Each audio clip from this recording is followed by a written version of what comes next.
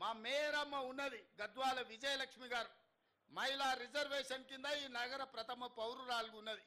మా శ్రీలత డిప్యూటీ మేయర్గా ఉన్నది. అక్కడ మా సోదరిమణులు కార్పొరేటర్లు ఉన్నారు అక్కడ చాలామంది. ఎట్లయినరు తల్లి మీరు అందరూ? మహిళా రిజర్వేషన్ లేకపోతే మా వాళ్ళు మీకు ఇచ్చటోళ్ళ?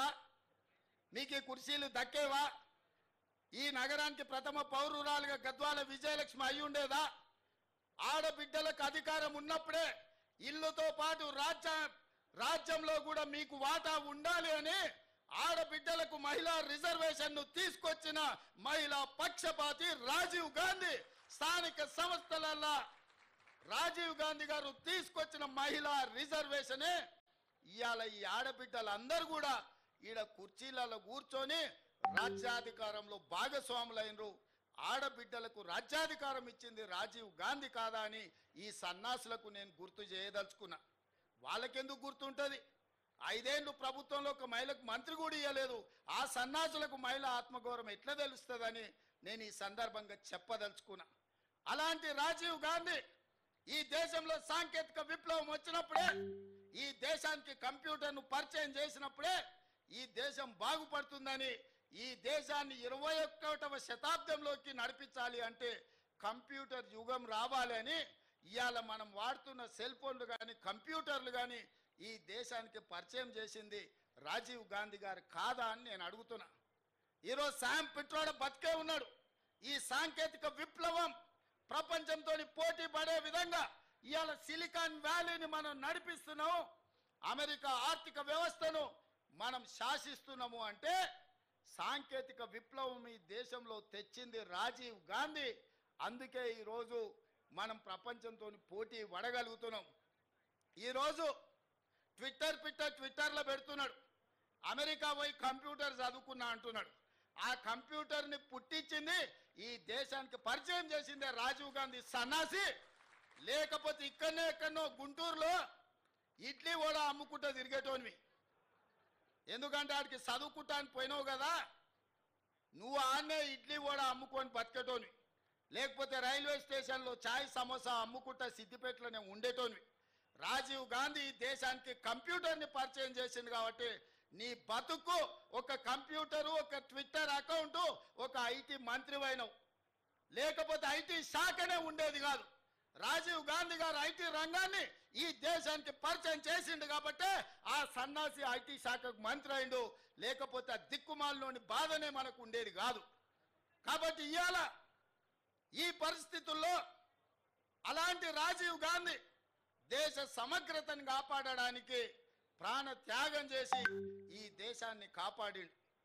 అంత గొప్ప వ్యక్తి విగ్రహాన్ని ఈరోజు సచివాలయం ముందల ట్యాంక్ బండ్ మీద పెడితే రాజీవ్ గాంధీ విగ్రహం ఎందుకు పెడతారని అడుగుతారా? ఎంత బలుపు మాటలు కార్యకర్తలారా, ఒకసారి ఆలోచన చేయండి. అధికారం పోయినా మదము దిగలేదు. గాంధీ కుటుంబాన్ని కుటుంబ పాలన అంటున్నారు. ఆ సన్నాసులకు చెప్పండి, రాజీవ్ గాంధీ గారు ప్రధానమంత్రిగా చనిపోయిన తర్వాత దాదాపుగా 15-20 ఏళ్ళు కాంగ్రెస్ అధికారంలో ఉంది. సోనియా గాంధీ గారు ఏ పదవి తీసుకోలే, కేంద్ర మంత్రి పదవి తీసుకోలే, ప్రధానమంత్రి పదవి తీసుకోలే. 2004 నుంచి 2014 10 సంవత్సరాలు బలమైన యూపీఏ ప్రభుత్వం ఉన్న సోనియా గాంధీ గారు, రాహుల్ గాంధీ గారు ఏ పదవులు తీసుకోలే. కేంద్ర మంత్రి పదవి కానీ ప్రధానమంత్రి పదవి కానీ తీసుకోలే.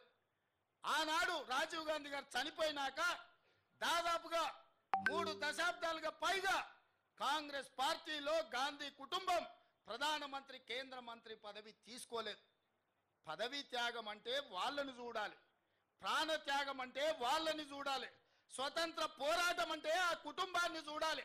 మోతీలాల్ నెహ్రూ, పండిత్ జవహర్లాల్ నెహ్రూ స్వతంత్రం కోసం పోరాటం చేసి ఈ దేశానికి స్వతంత్రం తెచ్చినోళ్ళు.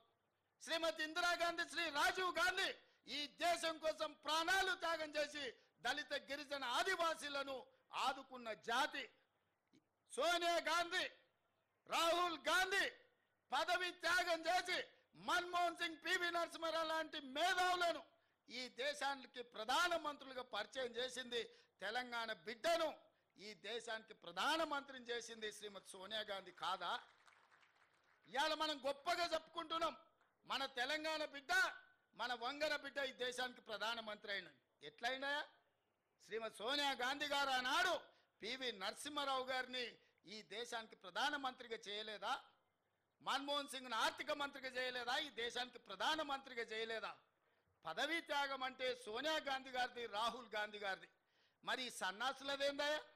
అయ్యి ఉండంగానే అయ్యో ముఖ్యమంత్రి, కొడుకు ఐటీ మంత్రి, అల్లుడు సాగునీటి పారుదల శాఖ మంత్రి, బిడ్డ ఎంపీ, సడ్డకుని కొడుకు రాజ్యసభ.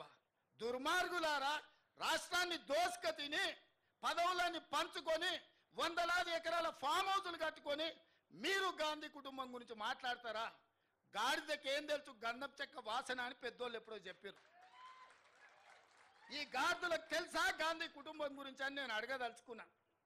ఆనాడు చాకలైలమ్మ ఒక్క మాట చెప్పింది, గడీలలో గడ్డి మొలవాల్సిందే అని.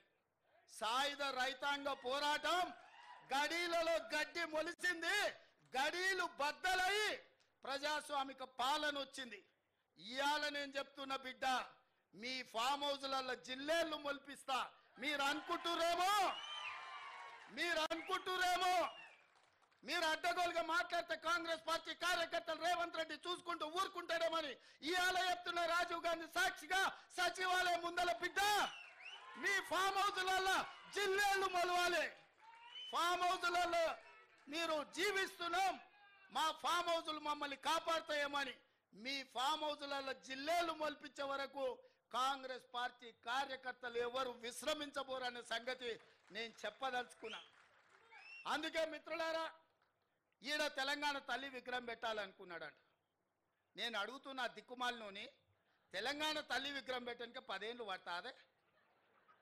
1000 ఎకరాలలో ఫామ్ హౌస్ కట్టుకున్నావు నువ్వు, 100 ఎకరాలలో వాడు జన్వాడల ఫామ్ హౌస్ కట్టుకున్నాడు, 10 ఎకరాలలో శత్రు దుర్భేదమైన ప్రగతి భవన్ పేరు మీద గడిని నిర్మించుకున్నావు. వాస్తు సక్కయలేదని నీ కొడుకు సంకనాకనికి పోతున్నాను సచివాలయం కట్టుకున్నావు. 1,00,000 కోట్లు దిగమింగిన కాళేశ్వరం కట్టినవు. ఇవాళ తెలంగాణ తల్లి పెట్టడానికి 10 ఏళ్ళు సరిపోలేదా? 10 సంవత్సరాలైనా తెలంగాణ తల్లిని పెట్టలేదు. నేను ఇక్కడ రాజీవ్ గాంధీ గారి విగ్రహం అనగానే అయ్యో అయ్యో అని గుండెలు బాదుకొని అక్కడ తెలంగాణ తల్లి విగ్రహం పెట్టాలనుకున్నాడట. 10 ఏళ్ళు ఏ గాడిద పండ్లు తోవినామని నేను అడుగుతున్నా. ఇక్కడ తెలంగాణ తల్లి విగ్రహం మేము పెట్టొద్దన్నమా? ఆ సన్నాసి సొంత విగ్రహం పెట్టుకుందామని ఇది రిజర్వ్ చేసి పెట్టుకున్నాడు. ఆ సన్నాసికి ఆ పక్కన బుద్ధుడు, ఈ పక్కన బుద్ధిలో పెట్టుకోవాలని వాళ్ళ ఆలోచన. అట్లాంటి సన్నాసుల కోసం అమరవీరుల స్తూపం ఒక పక్కన, గౌతమ బుద్ధుడు ఇంకొక పక్కన, పివి నరసింహారావు గారు ఆ పక్కన, ఆ పక్కనే శ్రీమతి ఇందిరాగాంధీ గారు రాష్ట్రానికి పరిపాలన అందించే గుండెకాయ లాంటి ఇక్కడ దేశం కోసం ప్రాణాలు అర్పించిన రాజీవ్ గాంధీ గారి విగ్రహం సముచితం కాదా? మీరు ఒక్కసారి ఆలోచన చేయండి మిత్రులారా. తెలంగాణ వాదులందరూ నేను అడుగుతున్నా, ఈ జగ రాజీవ్ గాంధీ విగ్రహానికి అర్హత లేదా? ఆంధ్రప్రదేశ్లో పార్టీ సర్వం కోల్పోయి, తెలంగాణలో కేంద్రంలో అధికారాన్ని కోల్పోయి, తెలంగాణ రాష్ట్రాన్ని ఇచ్చిన మాట మీద సోనియా గాంధీ గారు నిలబడి తెలంగాణ రాష్ట్రాన్ని ఇస్తే ఆ కుటుంబాన్ని గౌరవించాల్సింది పోయి, ఆ గాడిదలే ఇక్కడ రాజీవ్ గాంధీ విగ్రహాన్ని పెట్టాల్సింది పోయి ఇవాళ మనం పెట్టిన విగ్రహాన్ని అవహేళన చేసి తొలగిస్తామంటారు. ఎవర్రా తొలగించేటోడు? ఒక్కడు రాండి, ఎప్పుడు వస్తారో తారీఖు చెప్పండి బిడ్డ. రాజీవ్ గాంధీ విగ్రహం తీస్తారంట, ఎవడొస్తాడో నేను చూస్తా.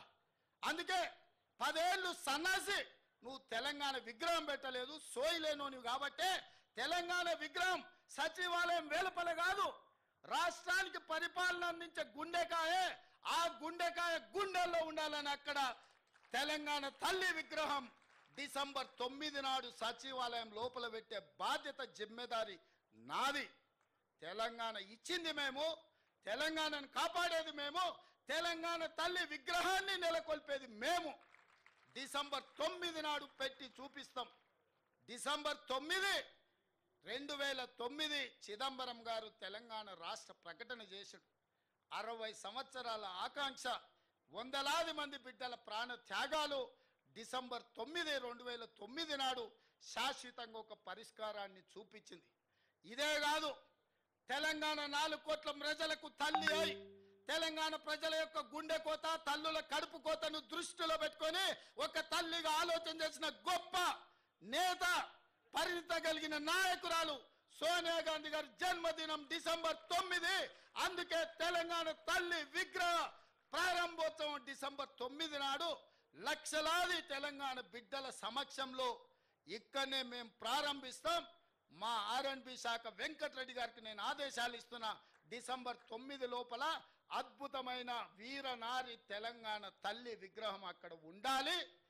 ప్రపంచమంతా అబ్బురపడే విధంగా కార్యక్రమాన్ని చెయ్యాలి. ఇది మా ప్రతిన రాజీవ్ గాంధీ సాక్షిగా, సోనియా గాంధీ వారసులుగా తెలంగాణ ప్రజలకు మేము మాటిస్తున్నాం. మిత్రులారా, ఇవాళ 10 ఏళ్ళు ఇక్కడనే కొండా లక్ష్మణ్ బాపూజీ ఇల్లు ఇచ్చాడు కేసీఆర్కు పార్టీ పెట్టుకొని. అది కూలిపోతే నిలవ నీడ లేకుంటే నీకు ఆశ్రయం ఇచ్చిన కొండా లక్ష్మణ్ బాపూజీ చచ్చిపోతే కనీసం ఆఖరి చూపులకు కూడా నువ్వు పోలేదు. ఇంతకంటే దుర్మార్గుడు నీచుడు భూమి మీద ఎవడని ఉంటాడా?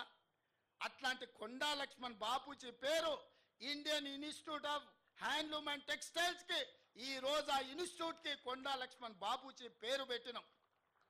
కింగ్ కోటిలో మహిళా యూనివర్సిటీ వీరనారి చాకలి ఐలమ్మ ఏ తల్లి అయితే గడిలలో గడ్డి మొలవాలని మాకు స్ఫూర్తినిచ్చిందో వీరనారి చాకలి ఐలమ్మ పేరు ఆ మహిళా యూనివర్సిటీకి ఇవాళ పేరు పెట్టుకున్నాం. ఇదే కాదు, ఆనాడు పాత్రికేయ రంగంలో రాణించి సాయుధ రైతాంగ పోరాటాన్ని ముందుకు నడిపిన సురవరం ప్రతాప్ రెడ్డి గారి పేరు తెలుగు యూనివర్సిటీకి ఈ రోజు మనం పెట్టుకుంటున్నాం. 10 ఏళ్ళు వీటికి పెద్దల పేర్లు గొప్ప వ్యక్తుల యొక్క నామకరణం చేస్తే ఎవరన్నా వద్దన్నారా? అన్నిటికీ నువ్వు నీ కుటుంబం నువ్వే దోసుకోవాలి, నువ్వే దాచుకోవాలి, తెలంగాణను మొత్తం దిగమింగాలన్న ఆలోచన ఇవాళ కుటుంబానికి పట్టింది. వాళ్ళు ఊహించలే కాంగ్రెస్ పార్టీ కార్యకర్తలు బండకేసి కొడతారని. ఇవాళ ఇంకా షాక్లో నుంచి తేలుకోలే. రెగ్యులర్గా ఆయనకు షాక్ ట్రీట్మెంట్స్ జరుగుతున్నాయి ఫామ్ హౌస్లో. ఎందుకంటే అతనికి వాస్తవం అర్థం కావట్లేదు. అధికారం పోయింది, ప్రజాపాలన వచ్చింది, గడీలు బద్దలైపోయినాయి, ఇవాళ వాళ్ళ బతుకులు దివాలా తీసినాయి అన్న సంగతి ఆయనకు అర్థం కావడానికి కొంత సమయం పడుతుంది. ఈ లోపల కొంతమంది చిల్లర మల్లర గాళ్లను మన మీదకి మాట్లాడిస్తున్నారు. కాంగ్రెస్ పార్టీ కార్యకర్తలారా అప్రమత్తంగా ఉండాలి. ఈ కాలకేయ మూట మళ్ళీ గ్రామాల మీదకి రాబోతుంది. ఇవాళ వాళ్ళని వదిలించుకున్నాం.